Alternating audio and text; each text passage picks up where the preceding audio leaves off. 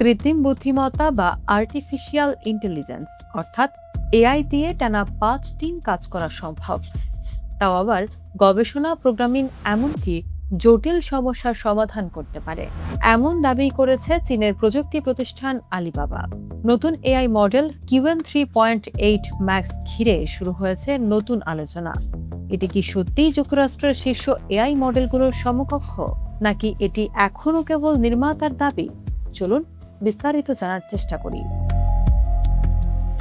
কৃত্রিম বুদ্ধিমত্তার দুনিয়ায় নতুন প্রতিযোগিতার ইঙ্গিত দিল চীনের প্রযুক্তি প্রতিষ্ঠান আলিবাবা।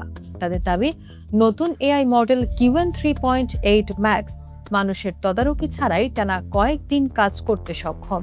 এই দাবির পর আবারও আলোচনায় উঠে এসেছে চীন ও যুক্তরাষ্ট্রের এআই প্রতিযোগিতা।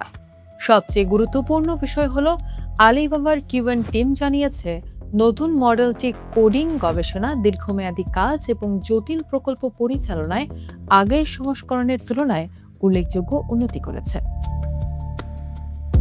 তবে এখানেই শেষ নয়।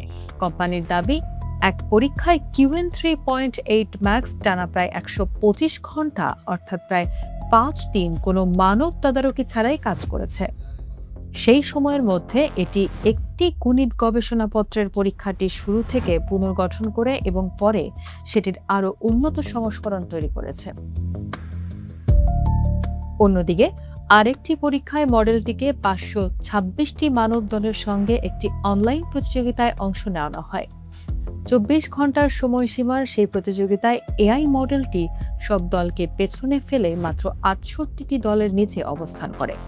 কিন্তু প্রশ্ন হচ্ছে, এসব দাবি কতটা নির্ভরযোগ্য? এখন পর্যন্ত আলিবাবার দেওয়া ফলাফল স্বাধীন কোনো গবেষক যাচাই করেননি। একই ধরনের দাবি করেছে যুক্তরাষ্ট্র ভিত্তিক এআই প্রতিষ্ঠান অ্যানথ্রোপিকো। তাদের ক্লাউড ওপাস 5 এবং ক্লাউড কোড দীর্ঘ সময় ধরে মানুষের সরাসরি সহায়তা ছাড়াই সফটওয়্যার বিশ্লেষণ, পরিকল্পনা এবং গবেষণার মতো কাজ করতে পারে বলে দাবি। এখানেই আসছে বড় মোড়। যুক্তরাষ্ট্র গত 2 বছর ধরে উন্নত এআই চিপ চীনে রপ্তানির উপর বিভিন্ন সীমাবদ্ধতা আরোপ করেছে। এর মধ্যেই আলিবাবা Qwen 3.8 ম্যাক্স উন্মুক্তভাবে প্রকাশ করে বিশ্বের গবেষকদের এর সক্ষমতা যাচাইয়ের আহ্বান জানিয়েছে। বিশ্লেষকদের মতে এই ঘোষণায় স্পষ্ট হচ্ছে যে এআই উন্নয়নের প্রতিযোগিতায় চীন ও যুক্তরাষ্ট্র এখন প্রায় একই মঞ্চে অবস্থান করছে।